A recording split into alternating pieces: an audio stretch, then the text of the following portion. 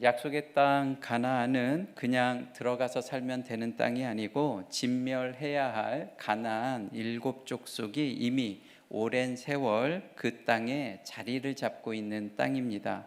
그들 중에는 아락 자손처럼 기골이 장대한 거인족도 있다 보니 호렙산에서 세일산을 지나 가데스 바네아까지 10하루길밖에 걸리지 않았지만 광야 백성들은 그 길을 다시 돌고 돌아 요단강 동편 모압 평지에 이르기까지 무려 38년이라는 긴 세월이 걸리게 되었습니다.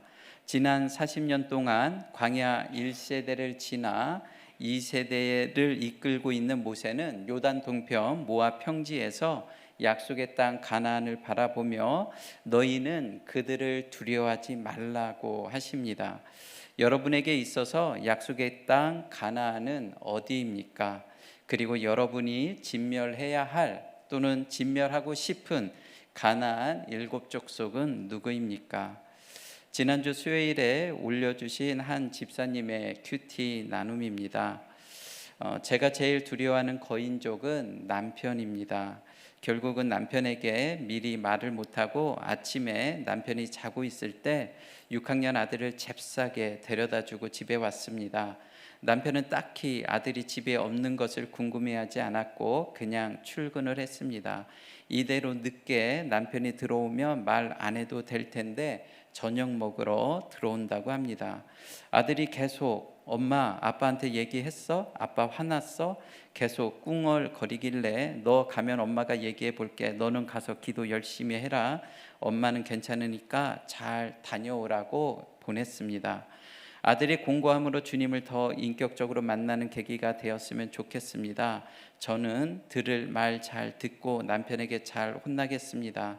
하나님, 남편에게 무슨 말을 어떻게 해야 할지 잘 모르겠고 입이 잘 떨어지지 않습니다. 주님, 제 입에 지혜를 불어 넣어 주시고 남편의 마음을 만져 주시고 무엇보다도 큐페에 간 모든 아이들을 주님께서 책임져 주시고 만나 주시기를 원합니다. 이렇게 한 집사님이 아침 큐티를 하셨는데 뒷 이야기를 같이 올려주셨어요. 왜 말도 안 하고 보냈냐? 교회는 사회에 해악만 끼치고 거짓 정보로 가스라이팅을 시키는 곳이다. 당신도 지금 교회에 중독이 되어 있다. 당신이 늘 힘들어하는 게 다 교회 때문인 것 같다. 앞으로 아들 교회 보내지 말아라. 당신 가는 것은 내가 뭐라 하지 않아도 내 자식 교회 다니는 사람으로 만들고 싶지는 않다. 계속 다니게 할 거면 나랑 이혼하자. 등등의 이야기를 잘 들었다고 합니다. 아주 눈알이 쏟아져 나오는 줄 알았다고 하셔요. 어찌나 목정이 크던지 그래도 목자님들의 기도 덕분에 무섭지는 않았고 하지만 서러웠다고 하십니다. 제가 신앙으로서 좋은 본보기가 되지 못한 탓인 것 같다고 이제 중보 기도를 계속 부탁을 드렸어요. 지난주 수, 목, 금 2박 3일간 치악부서 큐페가 있었는데 남편이 믿지 않는 가운데 아들을 큐페에 보내기 위하여 아내 집사님이 마음고생을 참 많이 하셨습니다. 우리에게 약속의 땅은 1차적으로 가정이라고 할 수 있는데 가정에서도 한 마음이 되지 않기에 진멸해야 할 가나안 족속이 있고 무섭고 두려운 거인족과 같은 식구들도 있고 우리가 진멸해야 하지만 자꾸 피하고 싶은 사람들도 있을 텐데 오늘 큐티인 말씀은 두려워하지 말라. 네가 마침내 그들을 진멸하리라고 하는데 어떻게 진멸을 해야 될지 오늘 말씀을 함께 보겠습니다. 마침내 진멸하려면 첫째, 하나님이 베풀어 주신 은혜를 기억해야 합니다. 마침내 진멸하려면 첫째, 하나님이 베풀어 주신 은혜를 기억해야 합니다. 17절 말씀을 함께 읽겠습니다. 네가 혹시 심중에 이르기를 이 민족들이 나보다 많으니 내가 어찌 그를 쫓아낼 수 있으리요 하리라마는. 모세는 백성들의 얼굴과 표정과 눈빛에서 약속의 땅에 대한 기대감과 함께 과연 우리가 그 땅을 차지할 수 있을까 하는 백성들의 걱정과 두려운 마음을 읽을 수가 있었습니다. 가나안 족속의 수요가 우리보다 많은데 과연 괜찮을까? 그들의 성벽은 하늘을 닿을 만큼 높은데 우리가 과연 그 성벽을 정복할 수 있을까? 조상들이 벌벌 떨었던 저 거인족을 우리가 과연 무찌를 수 있을까? 백성들이 입 밖으로 그런 말들을 꺼내지는 않았지만 모세는 광야 2세대의 심중을 살피며 너희는 그들을 두려워하지 말라. 너희가 반드시 그들을 진멸하리라. 모세는 38년 전의 역사가 다시 반복되지 않도록 출애굽 2세대를 말씀으로 지금 단도리를 시키고 있는 중입니다. 18절에서 19절 말씀 같이 읽겠습니다. 그들을 두려워하지 말고 네 하나님 여호와께서 바로와 온 애굽에 행하신 것을 잘 기억하되 네 하나님 여호와께서 너를 인도하여 내실 때에 네가 본 큰 시험과 이적과 기사와 강한 손과 편팔을 기억하라. 모세는 광야 2세대를 말씀으로 무장시키기 위하여 그들을 두려워하지 말고 기억하고 또 기억하라 이렇게 이야기를 해요. 두려움의 해독제는 마인드 컨트롤이나 자신감 또는 오만에 있는 것이 아니라 하나님이 행하신 그 일을 기억하는 것에 있다고 합니다. 18절과 방금 읽은 19절 말씀에 보면 기억하라는 단어가 18절 19절에 각각 한 번씩 두 번 나오는데 히브리 성경으로 원문을 보면 19절에는 기억하라는 단어가 없고 대신 18절 말씀에 자코로 티즈코로 기억하라는 단어가 연달아 두 번 반복되어 나오고 있습니다.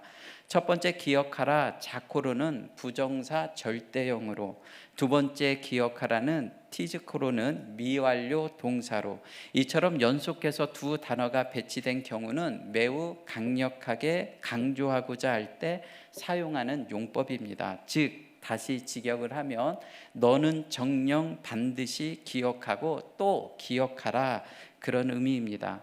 우리가 현실의 대적과 문제 앞에서 두려워 떨고 낙심하는 진짜 이유는 뭘까요? 내 눈앞에 있는 문제가 더 커 보이기 때문입니다. 하나님보다 남편이 더 무섭고 하나님의 말씀보다 세상의 소리가 더 크게 들리기 때문입니다. 그래서 너는 반드시 기억하고 또 기억하라고 하십니다.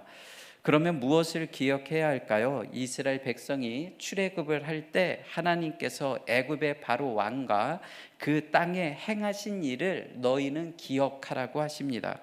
그 당시에 애굽 이집트는 고대 근동 지역에서 최대 강국이었습니다. 하나님께서 애굽 왕 바로를 어떻게 굴복시키셨는지, 10가지 재앙으로 바로가 어떻게 두 손과 두 발을 다 들었는지, 출애굽 백성이 어떻게 홍해 바다를 건너게 되었는지 너는 그때 그 일을 하나도 잊지 말고 기억하고 또 기억하라는 의미입니다.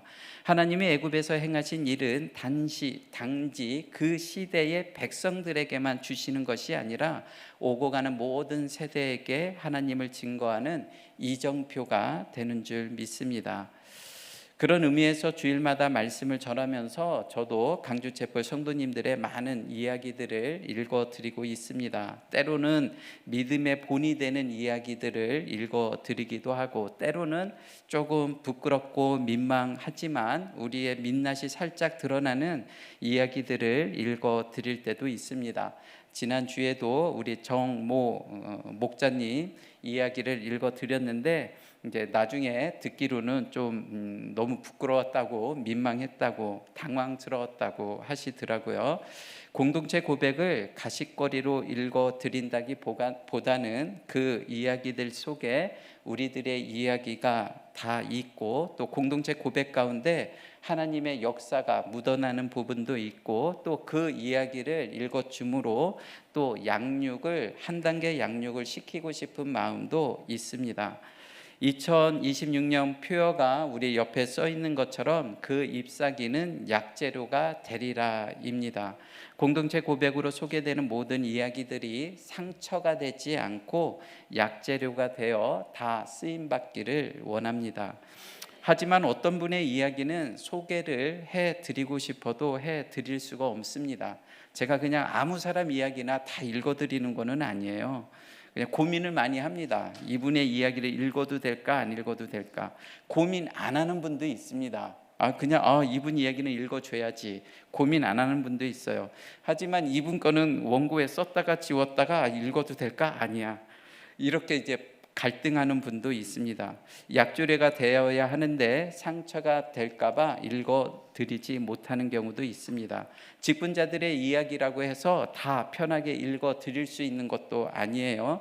직분자라고 하면 사명으로 나아가야 하는데 아직 사명으로 나아가지 못하는 부분이 있기 때문에 공동체의 양육을 위해서 읽어드리고 싶지만 읽어드리지 못하는 경우도 있습니다. 공동체 고백으로 혹 내 이야기가 소개된 적이 있다면 믿음 안에서 자긍심을 가지셨으면 좋겠습니다. 그래도 믿을만 해서 내 이야기를 읽어줬구나 이렇게 생각을 해주시면 좋겠고, 내 이야기를 지금까지 한 번도 읽어주지 않았다면 나한테 뭔 문제가 있나, 내가 그렇게 믿었지 못하신가 목사님은 이런 걱정을 한번 해보시면 좋겠고, 또 간혹 나는 죽어도 싫다, 내 이야기가 강대상에서 읽혀지는 게 싫다고 하시는 분은 뭐 굳이 읽어드릴 생각이 없었는데 목자님 통해서 전해주시면 제가 제 큐티책에다 크게 이름 써놓을게요. 석자. 우리 19절 하번절을 한번 다시 보겠습니다. 같이 읽습니다. 네 하나님 여호와께서 네가 두려워하는 모든 민족에게 그와 같이 행하실 것이요, 하나님이 애굽에서 행하실 일을 네가 두려워하는 가나안 7족속에게도 방금 읽은 말씀에 보면 똑같이가 아니라 그와 같이 행하실 거라고 하십니다. 공동체 고백으로 소개된 A 집사님의 이야기가 나의 이야기와 100% 똑같지는 않지만 이와 같이 하나님께서 우리의 삶 가운데서도 찾아오시고 개입하시고 역사하시는 줄 믿습니다. 하나님의 역사하심이 있기에 매주 다른 집사님들의 이야기를 이와 같이 읽어드릴 수가 있어서 얼마나 감사한지 모르겠습니다. 여러분들의 이야기도 공동체 고백을 통해서 소개되기를 축원드립니다. 나는 싫어요, 절대로 싫어요, 내 이야기는 읽어주지 마세요 하시는 분은 때가 될 때까지 기다리기는 하겠지만 그 잎사귀가 상처가 되어 짓무르지 않았으면 좋겠습니다. 20절에서 21절 말씀을 함께 읽겠습니다. 네 하나님 여호와께서 또 왕벌을 그들 중에 보내어 그들의 남은 자와 너를 피하여 숨은 자를 멸하시리니 너는 그들을 두려워하지 말라. 너의 하나님 여호와 곧 크고 두려운 하나님이 너희 중에 계시니라. 하나님은 애굽을 심판하실 때 10가지 재앙 중 메뚜기 떼를 보내신 적이 있는데, 애굽의 모든 농작물과 푸른 것을 메뚜기 떼가 한번 지나고 나니 그 땅의 농작물과 푸른 것이 모두 초토화가 되었습니다. 하나님은 애굽에 메뚜기 떼를 보내주신 것처럼 똑같이는 아니지만 이와 같이 가나안 족속에게는 왕벌을 보내주시겠다고 합니다. 가나안 땅은 애굽의 평화지대와 달리 험준한 산악지대와 바위와 굴, 깊은 골짜기가 수없이 많은 곳인데, 아무리 강대한 군대라고 할지라도 깊은 산속의 바위굴이나 요새에 숨어버리면 일일이 찾아가 칼과 창으로 진멸하기가 어려운데, 하나님께서 왕벌을 보내셔서 그들의 남은 자와 숨은 자를 다 멸하여 주시겠다고 하십니다. 이처럼 하나님은 환경에 따라 맞게 메뚜기 떼를 보내주실 때도 있고, 똑같지는 않지만 이와 같이 왕벌을 보내주실 때도 있습니다. 출애굽기 23장 28절 말씀에도 보면 내가 왕벌을 네 앞에 보내느니 그 벌이 히 족속과 가나안 족속과 헷 족속을 네 앞에서 쫓아내리라. 여호수아 24장 12절 말씀에도 보면 내가 왕벌을 너희 앞에 보내어 그 아모리 족속의 두 왕을 너희 앞에서 쫓아내게 하였나니 너희의 칼이나 너희의 활로서 이같이 한 것이 아니라 너희가 한 것이 아니고 친히 하나님이 하신 거라고 말씀해 주고 있습니다. 믿지 않는 남편이 너무 무서워도 너무 두려워 떨지 말고 자녀를 큐페에 보내야 하는 이유는 어렸을 때 하나님을 인격적으로 만나는 것이 너무나도 중요하기 때문입니다. 어렸을 때 주일학교를 다녔을지라도 고등학교 3학년을 졸업하기 전에 예수님을 인격적으로 만나지 못하면 대학생이 되고 청년이 되어 공동체를 떠나 38년간 강야 생활을 돌고 돌아 늦게 다시 하나님께 힘들게 돌아오는 경우가 많이 있습니다. 그래서 부모가 된 우리는 자녀가 내 품을 떠나기 전에, 대학생이 되고 청년이 되기 전에 내 자녀가 예수님을 인격적으로 만날 수 있도록 큐페가 있을 때마다, 1년에 2번 있잖아요. 큐페가 있을 때마다 나의 자녀를 위해서 간절히 기도해야 합니다. 저도 지난주에 얘기한 것처럼 우리 딸 큐페 갔다 오면 갈 때 항상 예수님 만나라, 이번에는 올 때는 이번에 만났냐 물어보잖아요. 마지막 이제 고3 큐페 때 조금 만난 것 같다고 하더라고요. 네. 그거 가지고 이제 공동체부터 가는 거예요. 그게 없으면 청년 돼서 대학교에 가면 내가 모르던 신들이 너무 많잖아요. 그 신 쫓아다니다 보면 세상으로 38년 돈다고요. 그런 자녀들이 우리 곁에 사실 많이 있잖아요. 적용 질문을 드립니다. 공동체 고백 가운데 나에게 은혜가 되었던 나눔은 무엇입니까? 그래서 이렇게 다 처음에 목사님 설교 듣고 왔다라고 하시는 분도 있지만 간증 시간에 그 이야기에 듣고 내가 붙어 있었다 이러신 분들이 의외로 많아요. 처음부터 하나님의 말씀이 잘 안 들릴 수 있거든요. 하지만 어떤 집사님의 누구누구 이야기, 바람핀 이야기, 자녀 이야기, 무슨 이야기, 내가 그거 듣고 공동체에 정착했다 이러신 분들이 너무 많다고요. 그래서 여러분들의 나눔이 그냥 가십거리가 아니고 정말로 오늘 말씀처럼 잎사귀가 약재료가 되기를 간절히 원합니다. 잎사귀가 햇빛 가운데로 나와야 되잖아요. 그래야 잎사귀가 더 싱싱해지죠. 그래야 더 약재료가 되죠. 그런데 내 잎사귀가 자꾸 그늘 안에다가 감춰놓기만 하면 그게 시들시들해가지고 짓물른다고요.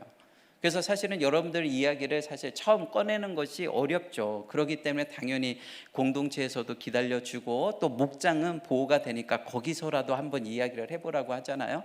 근데 이제 목장에서 공동체에서 그 내 이야기가 편하게 이렇게 내놓게 될 때 그것이 약재료가 되는 줄 믿습니다. 그래서 나의 신앙을 한번 바로미터예요. 나는 내 이야기가 혹시 다른 사람이 여기서 이러쿵저러쿵 할 수도 있어요.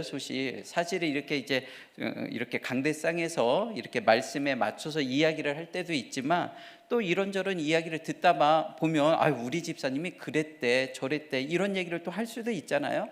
그런 이야기를 들을 때 내가 너무 상처가 된다면 나의 신앙은 아직 여기까지구나. 그런데 그런 이야기 할 수도 있지 하면 내 신앙이 언제 이렇게 성숙했지? 좀 이렇게 자긍심을 좀 가지셔도 되지 않을까 싶습니다. 하나 지운 것 같은데 나의 잎사귀가 약재료가 되어 쓰임받기를 원하십니까? 이것도 한번 공동체에서 한번 이야기해 보세요.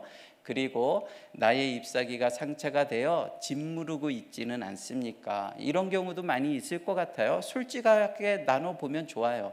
그리고 이와 같이 하나님이 나에게 허락하신 왕벌의 사건은 무엇인지, 그러니까 왕벌의 사건은 뭐예요? 내가 어찌할 수 없는데 하나님께서 역사하신 사건, 그것이 오늘 왕벌의 사건입니다.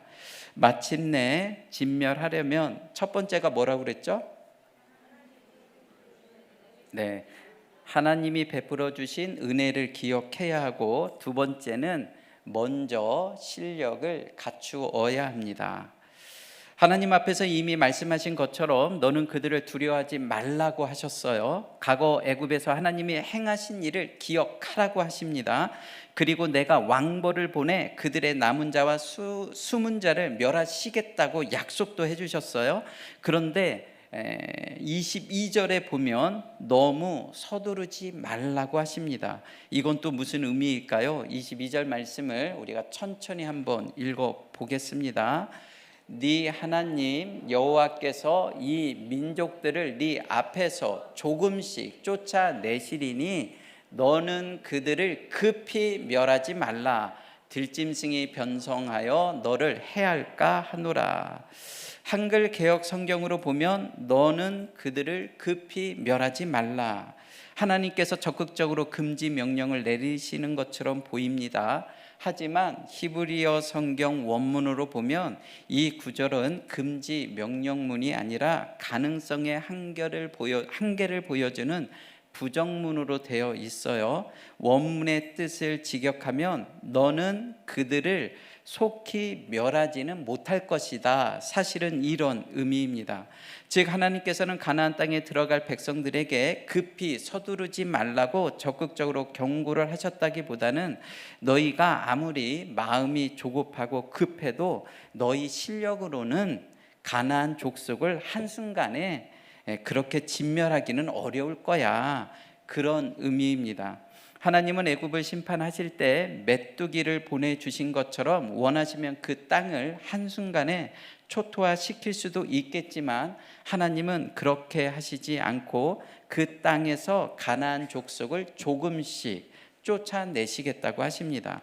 우리가 실력을 갖추지 않았는데 한순간에 가나안 족속을 다 쫓아내면 들짐승이 번성하여 오히려 그 땅이 황폐해질 수 있기 때문입니다.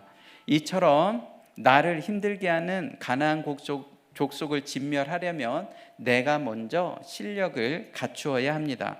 내가 원하는 기도를 하나님이 한 번에 다 들어주시면 좋겠지만 그러면 어떻게 될 것 같아요? 들짐승과 같은 마음이 내 속에 이제 올라오는 거죠. 어디로 놀러 갈까? 이제 근심 걱정이 없으니까 어디가 좋을까? 어디가 그렇게 좋다고 하던데 전화 좀 받으세요. 네. 그래서 이렇게 아이고 이제 놀러 다니는 것도 지겹네. 삶이 무료하네. 더 뭐 신박한 것이 없을까? 들짐승과 같은 마음이 우리의 마음을 잠식할 수도 있습니다. 그래서 하나님은 우리가 실력을 갖추시기 전에 우리의 기도를 한 번에 다 들어주실 수가 없습니다. 23절과 24절 말씀을 함께 읽겠습니다. 네 하나님 여호와께서 그들을 네게 넘기시고 그들을 크게 혼란하게 하여 마침내 진멸하시고 그들의 왕들을 네 손에 넘기시리니 너는 그들의 이름을 천하에서 제하여 버리라. 너를 당할 자가 없이 네가 마침내 그들을 진멸하리라. 전쟁은 여호와께 속한 것이지만 하나님은 우리를 통하여 함께 일하시기를 원합니다. 예수님이 가시는 길에 12제자가 큰 도움이 되기보다는 오히려 걸림돌이 될 때가 많았지만 마지막까지 예수님은 그들을 양육하시면서 십자가의 길을 걸어가신 이유는 우리에게 삶의 참된 목적과 사명을 가르쳐 주시기 위함입니다. 네 하나님 여호와께서 그들을 네게 넘기시고, 그러니까 내가 해결해 준다고 안 하잖아요. 네게 넘기시고 그들의 왕들을 네 손에 넘기시리니, 그 왕이 무서워 죽겠는데 내 손에 넘긴다잖아요. 네가 마침내 그들을 진멸하리라. 하나님이 진멸하지 않고 네가 마침내 진멸하리라고 하십니다. 하나님이 왕벌로 직접 그들을 다 진멸하시지 않고 네가 마침내 그들을 진멸하리라고 하십니다. 마치 구원은 선물처럼 값없이 주어지는 것이지만 성경은 동시에 너희 구원을 이루라고 말씀하신 것과 같은 이치입니다. 구원을 값없이 받는 것이 칭의라면 구원을 이루어 가는 것은 성화의 단계인데 칭의와 성화는 한 몸처럼 따로 떼어 놓을래야 놓을 수가 없기에 우리는 은혜로 구원을 받았지만 동시에 우리는 힘써 구원을 이루어 가야 합니다. 그래서 구원은 이원론이 아니고 이론론입니다. 가나안 7족속을 진멸하는 것도 마찬가지예요. 모든 전쟁은 하나님께 속한 것이지만 거기에 우리의 역할이 있고 먼저 실력을 갖추어야 한다고 하십니다. 하나님이 알아서 다 해주세요. 하나님 앞에서 뒷짐지고 있는 것은 건강한 신앙이 아닙니다. 네 하나님 여호와께서 그들을 네게 넘기시고 그들의 왕들을 네 손에 넘기시리니 네가 마침내 그들을 진멸하리라. 이것이 하나님의 방법이고 우리가 배워야 할 삶의 태도이기도 합니다. 우리가 먼저 한 발자국만 내딛어도 하나님이 우리가 한 발자국만 내딛어도 죽을 것 같아도 바위에 계란을 던지는 심정일지라도 우리가 먼저 한 발자국만 내디딜 때 하나님께서 거기에 기름을 부어주시고 왕벌을 통해 역사해 주시겠다는 의미예요. 그러니까 우리가 뒷짐지고 있을 때 하나님이 걱정하지 마, 내가 왕벌 보내서 다 쓸어줄게, 이게 아니고 힘들지만 바위에 계란치기이지만 내가 발 한 발짝을 내디딜 때 하나님께서 왕벌을 보내주시겠다는 의미예요. 적용 질문을 드립니다. 나는 어느 정도의 실력을 갖추었다고 생각합니까? 각자 실력이 있다고 했어요. 내가 무찔러야 할 가나안 족속도 있습니다. 그런데 나는 어느 정도의 실력을 갖추었는지, 나의 직분에 걸맞는 실력을 갖추고 있는지. 그러니까 이제 목자면 또 어느 정도의 실력이 있어야 또 우리 목원들을 케어할 수 있잖아요. 그래서 그런 실력을 갖추고 있는지. 막 내 이야기 했는데 막 목자님이 그것 때문에 너무 힘들면 내가 아직 수준이 좀 안 됐나, 이렇게 생각을 해 보셔도 좋겠습니다. 그리고 다음, 하나님이 메뚜기 떼라도 보내주셔서 한 번에 초토화를 시켜주셨으면 하는 나의 가나안 족속은 누구인지, 난 모르겠다, 정말 하나님이 그냥 메뚜기 떼를 보내서 한 번에 그냥 어떻게 해결해 주면 좋지 않나, 이런 가나안 족속은 누구인지 생각해 보시고 조금씩 실력을 갖춰 가고 있는지 아니면 그저 멍만 때리고 있는지. 그리고 또 있는 것 같은데 왜 이리 많지? 조금만 편해지면 딴 생각을 하는 내 마음의 들짐승은 무엇인지, 또 내가 내 딩이 아니고 내 디뎌야 할 믿음의 한 발짝은 무엇인지. 그러니까 이제 여기서 중요한 게 한 발짝이잖아요. 그래서 내가 이 한 발짝을 내딛어야 하나님이 이제 왕벌도 보내주시고 기름도 부어 주신다고 하시는데 우리가 그 한 발을 내딛지 못한다는 거예요. 바위에 계란치기를 해야 된다니까요. 그래야 하나님이 역사를 하시는데 우리가 그거를 못한다는 거죠. 용감하게 남편의 허락도 없이 6학년 아들을 큐페에 보냈던 한 집사님이 이제 며칠 전 이제 그 큐티 나눔이었어요. 아까 읽어드린 것에 이제 며칠 전 남편이 겨울부터 잡아놓은 가족 여행과 아들의 큐페가 겹치지 않은 것에 감사하며 남편에게 아들을 큐페에 보내겠다고 하니 남편이 내가 좋아서 가만히 있었는 줄 아느냐, 적당히 좀 해라. 아마 이제 좀 무섭게 이렇게 호통을 쳤겠죠. 그리고 남편이 아들을 따로 불러서 이제 아들 방에 들어가서 아마 얘기를 했을 것 같아요. 교회에서 잘해주고 재미있는 건 신자들을 끌어들이려고 그러는 거야. 너는 아직 어려서 잘 모르고 너는 스스로 판단이 안 될 텐데 교회에서 하는 캠프에 가지 말고 앞으로 교회도 가지 말라고 이제 이렇게 이야기를 한 것 같아요. 남편이 평소에 안 하던 소리까지 치니 너무 무섭고 아무 생각도 안 나고 그대로 그저 멍하니 침대에 누워 열심히 게임하고 뜨개질을 하면서 이제 해피를 하셨대요.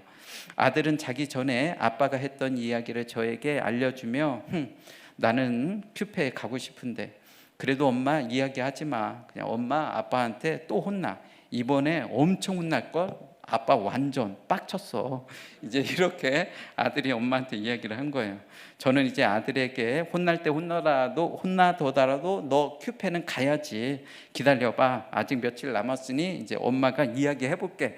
이제 이 이야기하고 이제 혼자 마음속으로 전쟁을 치르는 거예요. 얘기를 해야 되겠는데 얘기도 안 나오지. 뭐라고 얘기를 해야 될지 모르겠지. 또 한마디만 하면 또 그냥 막 화살이 날라올 텐데 어떻게. 그런데 우리 집사님이 어쨌든 바위에 계란치기를 했잖아요. 하나님이 그것을 기억하신다는 거예요. 그러니까 믿음은 다른 게 아니에요. 믿음은 나를 따르라 그런 믿음이 어디 있어요. 바위에 계란치기가 믿음입니다. 그렇게 하면 하나님이 역사를 하신다는 거예요.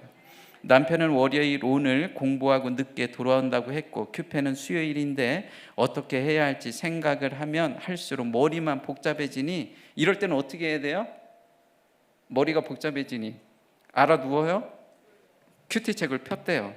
큐티책을 피니 담임 목사님께서 산당 예배는 불안에서 기인하는데 그 불안의 뿌리를 말씀으로 묵상해봐야 한다고 하셨다는 거예요.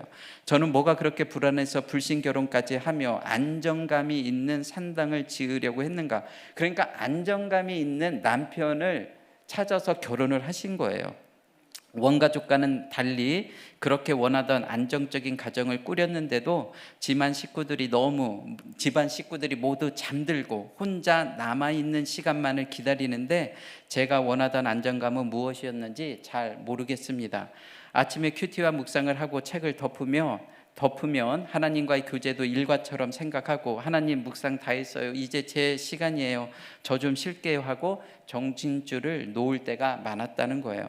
이러다 보니 남편에게 왜 아들을 큐페에 보내야 하는지 그 이유를 어떻게 말해야 할지도 잘 모르겠고 남편 앞에 서기가 너무 무섭고 불편하다고 합니다. 아들이 왜 큐페에 가야 하는지 편지를 써보겠습니다. 심란하고 불안하다는 핑계로 또 멍 때리고 게임하지 않고 집안을 치워보겠습니다. 하나님 저를 용서해 주시고 믿음의 대가 저에게 끝나지 않도록 자녀 세대에게 믿음이 이어질 수 있도록 주님 저를 도와달라고 이렇게 기도 제목을 내놓으셨어요. 이렇게 큐티 나눔을 올려주셨는데 사실 세상적으로 제가 이제 그 남편 집사님을 한 번도 보지 못했거든요. 하지만 그 남편분이 이제 세상적으로 너무 훌륭하시고 매해 때마다 시마다 혼자 놀러 다니는 게 아니고 가족 여행을 그렇게 때마다 시마다 그것도 막 해외로 여기저기로 다니시고 또 대학 교수로 성품도 인격적이신 분으로 알고 있는데 아내 집사님은 그 가운데에서도 채워지지 않는 부분이 있고 아들을 큐페에 보내는 데에 한마음이 되지 않으니 남편분이 가나안 7 족속처럼 거인족처럼 느껴지기도 할 것 같습니다. 이런 경우에는 우리가 어떻게 진멸을 해야 할까요? 마침내 진멸하려면 첫 번째 뭐라고 했죠?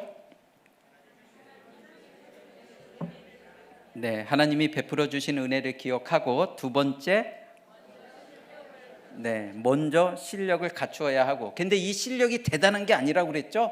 믿음은 뭐라고요? 바위에 계란치기. 그거 믿음 하나님이 쳐주신다니까요. 너무 은혜가 되지 않아요? 뭐 나를 따르라 그런 믿음 아니라고요. 그거 이상해요. 그거 사입이에요. 따라가면 안 되고 가위에 너무 죽을 것 같은데 힘든데 바위에 계란치기. 그걸 하나님이 믿음으로 인정해 주신다는 거예요. 마지막 세 번째는 내 속에 가증한 것을 봐야 합니다. 내 속에 가증한 것을 봐야 합니다. 첫 번째와 두 번째 대지가 외부의 진을 치고 있는 가나안 7 족속과의 싸움이라면 세 번째 대지는 우리 내면에 또아리를 틀고 있는 또 다른 가나안 7 족속과의 싸움을 의미합니다. 외부의 진을 치고 있는 가나안 7 족속은 뭐가 있을까요? 말이 통하지 않는 남편이나 아내, 속을 썩이는 자녀, 한마음이 되지 않는 씨월드나 친정, 또 끊임없이 나를 갈구는 직장 상사나 선후배, 나를 힘들게 하는 그런 모든 사람들이 외부에 진을 치고 있는 나의 가나안 7 족속이라고 할 수 있겠죠. 그렇다면 내면에 또아리를 틀고 있는 가나안 7 족속은 또 뭐가 있을까요? 정욕과 탐식, 또 교만과 시기, 분노와 나태, 하나님보다 나를 더 사랑하는 자기 중심성, 자기애, 불안한 마음과 자기 연민, 배우자를 믿지 못하는 의처증과 의부증, 손에서 핸드폰을 내려놓지 못하고 하루 종일 그것만 쳐다보고 있는 그 나의 나태함, 이러한 모든 것들이 내 내면에 또아리를 틀고 있는 가나안 7 족속이라고 할 수 있습니다. 25절 말씀을 또 같이 읽겠습니다. 너는 그들이 조각한 신상들을 불사르고 그것을 입힌 은이나 금을 탐내지 말며 취하지 말라. 네가 그것으로 말미암아 올무에 걸릴까 하노니 이는 네 하나님 여호와께서 가증히 여기시는 것임이니라. 가나안 정복 전쟁에서 승리가 하나씩 쌓여갈 때 이스라엘 백성이 특별히 조심해야 할 것을 경고하고 있습니다. 25절은 가나안 땅에서 전쟁에 승리했을 때 전제로 하시는 말씀이에요. 그 땅을 정복하고 가나안 족속이 섬기던 신상을 불사를 때에 그 신상들을 입힌, 막 나무로 막 우상을 만들었을 거 아니에요? 거기다가 이제 금을 입혔을 거 아니에요? 그 신상들을 불태울 때에 그 신상들을 입힌 은이나 금을 탐내지 말고 개인적으로 취하지 말라고 하십니다. 그것으로 말미암아 너희가 올무에 걸릴까 걱정이 된다고. 그것은 네 하나님께서 가증히 여기는 거라고 했습니다. 왜 조각한 신상들을 불사르면서 그 위에 입혀진 금은 따로 띄워놓으면 너무 이치에 맞잖아요. 왜 그렇게 못하게 하셨을까요? 우상 자체는 내가 거룩한 척 배척을 하면서도 그 우상이 가져다 주는 세상의 유익이나 물질, 명예나 사적인 이권을 내 주머니에 따로 챙기지 말라는 의미입니다. 그러한 것들이 결국은 너에게 올무가 될 것이라는 말씀이에요. 그래도 이 정도는 괜찮은 것 아니야? 이 정도는 남들도 다 하던데, 이런 마음이 우리를 넘어지게 하는 올무라고 하십니다. 마지막 26절 말씀을 같이 읽겠습니다. 너는 가증한 것을 네 집에 들이지 말라. 너도 그것과 같이 진멸당할까 하노라. 너는 그것을 멀리하며 심히 미워하라. 그것은 진멸당할 것이니라. 진멸에 해당하는 히브리어 단어는 헤렘이에요. 헤렘은 하나님께 온전히 바쳐진 것으로 완전히 파멸하여 부셔서 진멸해야 할 대상을 가리켜서 헤렘이라는 단어를 사용합니다. 마땅히 진멸해야 할 것을 사적으로 취하게 되면 너도 그것과 같이 진멸, 헤렘을 당할 것이라고 경고를 해주시는 말씀입니다. 과연 이스라엘 백성들은 이 모세가 지금 하는 이것이 설교라고 했잖아요. 고별 설교, 또 마지막 유언이라고 했는데, 이 마지막 고별 설교 또 유언의 메시지를 잘 들었을까요? 모세의 제자가 된 여호수아가 모압 평지에 모인 그 광야 백성들을 이끌고, 이제 모세는 죽었죠. 요단강을 건너갔는데 첫 번째로 만난 성이 이제 그 유명한 여리고성입니다. 하나님은 여리고성을 무너뜨릴 때에 여리고성은 가나안 땅의 첫 관문이요, 첫 열매이기에 그 성의 모든 물건은 헤렘인즉 하나님께 바쳐졌다는 거예요. 그 성의 모든 것을 진멸하라고 하셨어요. 따로 아깝다고 챙기지 말라고 했어요. 하지만 유다 지파 중에 아간이라는 자가 그 모든 것을 다 불태우는 것이 너무 아까워서, 이치에 안 맞잖아. 이게 뭔 소리야? 이 정도는 괜찮은 거 아니야? 이거 아까워서 어떻게? 화려한 신할산의 외투, 명품 외투였겠죠. 그 당시에 외투 한 벌과 금과 금덩어리를 자기 장막 땅속에 은밀히 숨겨 놓았습니다. 그 결과 어떻게 되었어요? 철옹성과 같은 여리고성과는 코 하나 풀지 않고 그 성이 무너졌는데, 몇 바퀴 돌고 나니까 그게 무너졌잖아요. 너무나 작고 보잘것없는 그 아이성, 이름도 아이성이에요. 얼마나 연약하면 그 이름이 아이성이라고 써 있겠어요.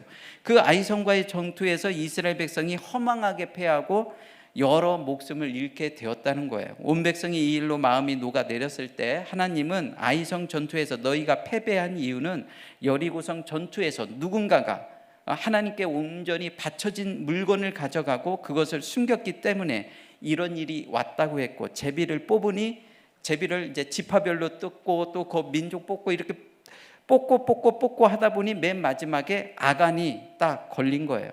아간은 그가 은밀히 취한 물건과 함께 아골 골짜기에서 돌에 맞아 진멸을 당하게 되었습니다. 그런데 본문에 보면 이때 아간이 내가 번제했다고 회개를 하거든요.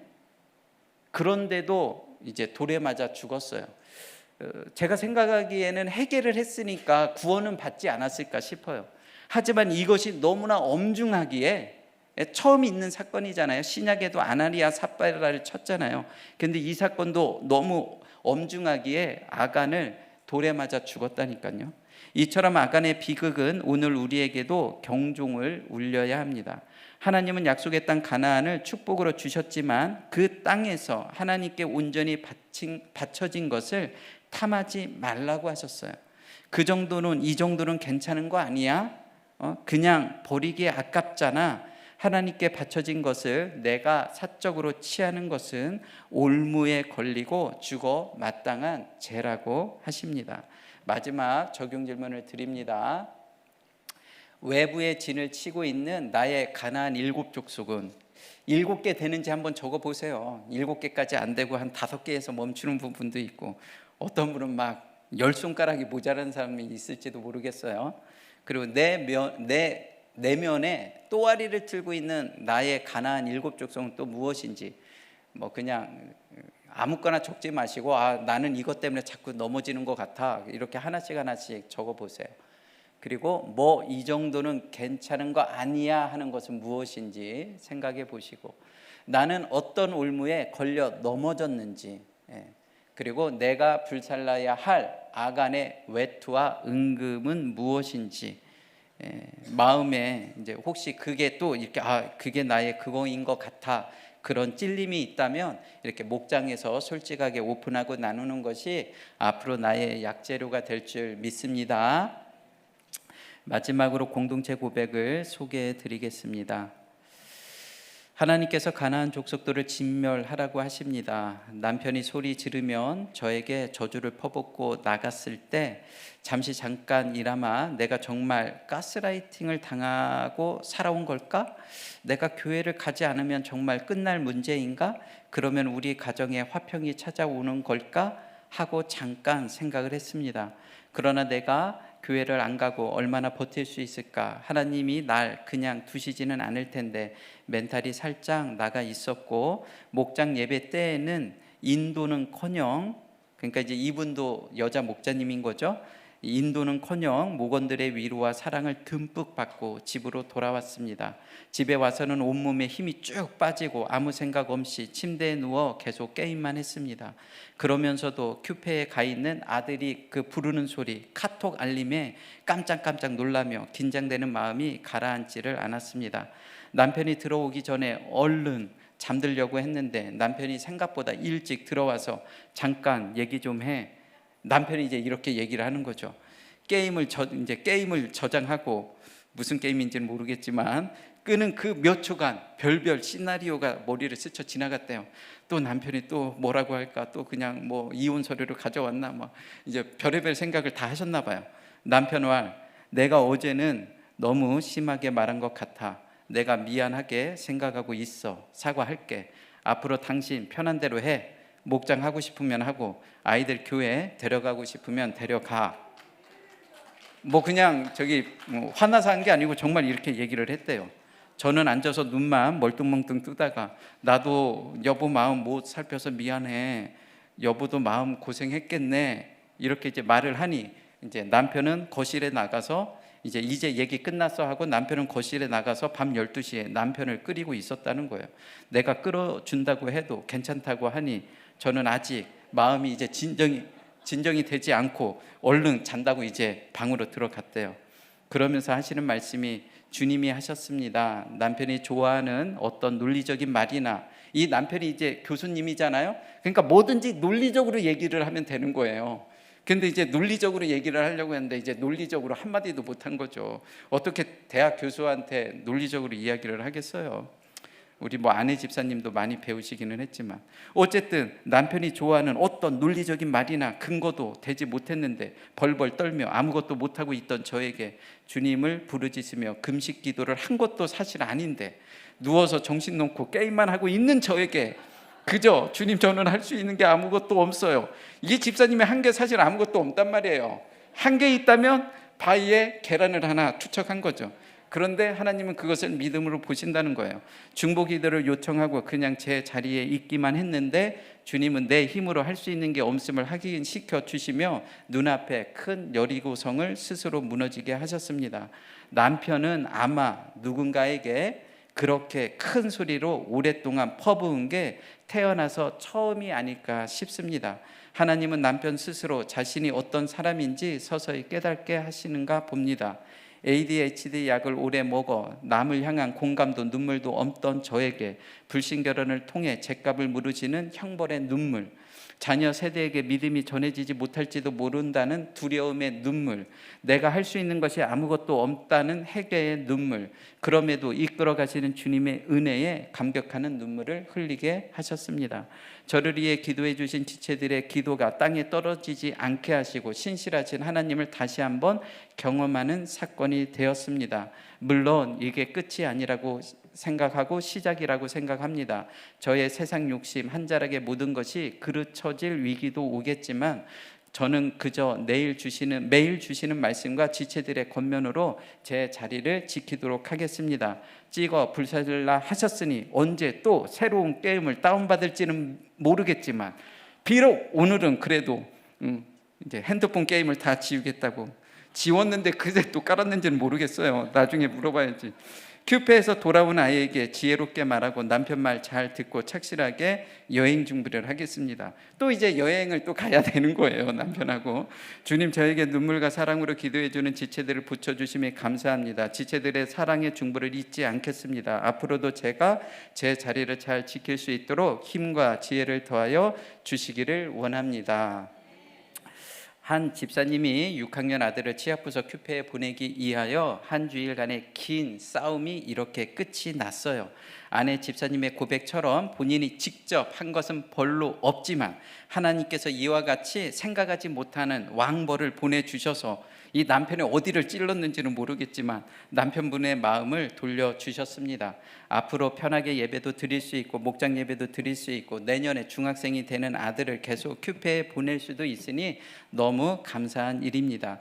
하지만 아직 진멸해야 할 많은 것들이 남아 있다고 하셨습니다. 외부에도 가나안 7족속이 있지만 내 안에도 가나안 7족속이 있다고 했어요. 내 손에서 내려놓지 못하는 핸드폰과의 전쟁도 남아 있고 게임으로 회피하는 전쟁도 남아 있고 진멸해야 할 싸움이 아직 많이 남아 있는 줄 믿습니다. 하지만 그 전쟁을 시작하라고 남편과의 전쟁에서 작은 승리를 맛보게 해주신 줄 믿습니다. 남편분을 잘 섬기셔서 말씀이 있는 공동체로 모시고 나오는 것이 진짜 전쟁에서 승리하는 것인 줄 믿습니다. 한 주간 애쓰시고 많이 고생하셨는데 함께 중보해 주신 우리 초원의 목자님들과 또 큐티 나눔을 올려주신 우리 집사님에게 우리 큰 박수 부탁드립니다. 네. 우리 집사님처럼 우리들의 이야기도 이렇게 약재료로 사용될 수 있기를 지금 당장은 아니어도 나도 반년 후에 1년 후에 2년 후에는 나의 이야기도 약재료로 써달라고 또 이러한 기도도 하나님께 올리면 하나님께서 기뻐하실 것 같습니다. 말씀을 맺습니다.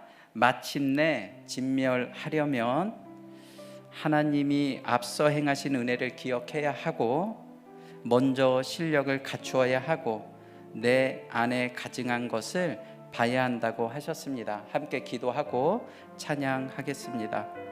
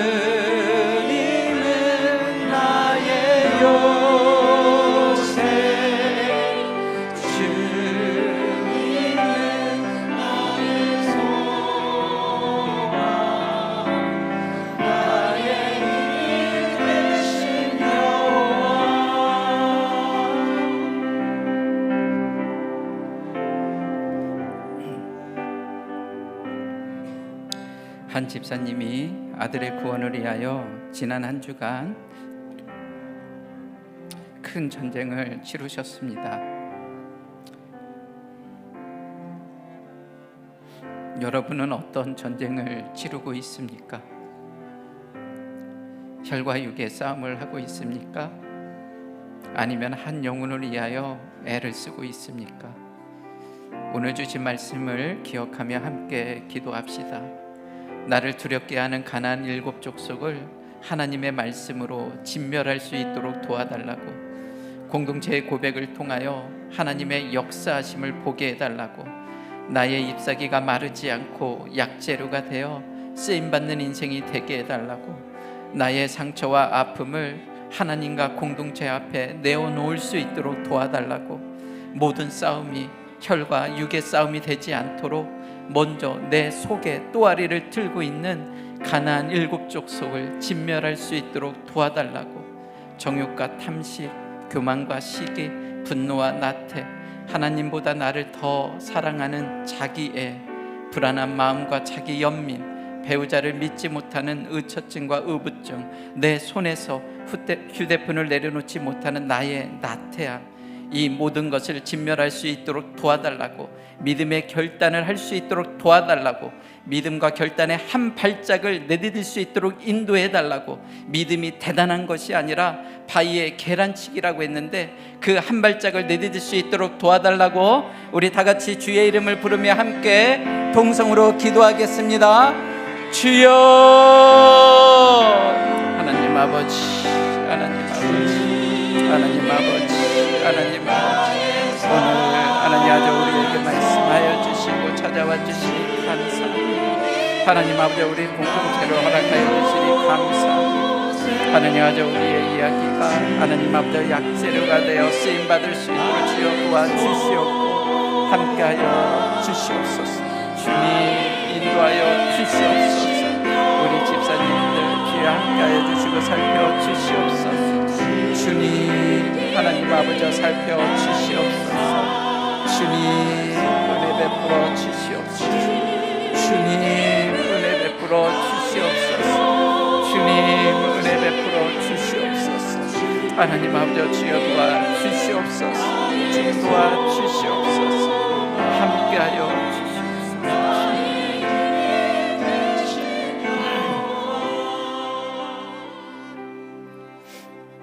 하나님 아버지, 지난 한 주간 우리 공동체를 지켜주시고 인도하여 주시니 감사합니다. 하나님이 허락하신 약속의 땅을 차지할 수 있도록 인도하여 주시옵소서. 혈과 육의 싸움이 아니라 영혼 구원의 목적을 두고 말씀으로 진멸할 수 있도록 인도하여 주시옵소서. 내 속에 가증한 것을 먼저 보고 내면에 깊숙이 자리 잡고 있는 정욕과 탐식, 교만과 시기, 분노와 나태, 하나님보다 나를 더 사랑하는 자기애, 아간처럼 뒤로 몰래 감추는 외투 한 벌과 은과 금을 진멸할 수 있도록 인도하여 주시옵소서. 한 영혼에 대한 애통함으로 함께 사명을 감당하고 믿음의 계보가 우리 대에서 끊어지지 않도록 우리의 가정과 식구들을 불쌍히 여겨 주시옵소서. 나라가 있어야 예배를 드릴 수 있고 신앙의 유산도 물려줄 수 있는데 주님의 은혜로 세워진 이 나라를 불쌍히 여겨 주시옵소서. 혼탁한 시대에 창조 질서를 어지럽히는 모든 악법들을 다 막아주시옵고 생명을 보호하는 법이 제정될 수 있도록 인도하여 주시옵소서. 담임 목사님이 처음 교회를 개척하실 때 환난당하고 비치고 원통한 자들은 다 오라고 하셨는데 그렇게 해서 우리들 공동체가 세워진 줄 믿습니다. 이제 우리 강주 치플에도 이 지역의 힘든 분들을 다 품어낼 수 있도록 직분자인 우리를 먼저 양육하여 주시옵소서. 오늘 주님 앞에 신앙 고백으로 드린 우리의 예물을 받아주시옵고 이 예물이 영혼 구원을 위하여 사용될 수 있도록 은혜를 베풀어 주시옵소서. 우리의 사업과 프로젝트와 아이디어에도 기름을 부어 주시옵고 나눠줄 것만 있고 드릴 것만 있는 복된 인생이 되게 하여 주시옵소서. 우리에게 십자가의 표적으로 찾아오신 예수 그리스도의 이름으로 기도드립니다. 아멘.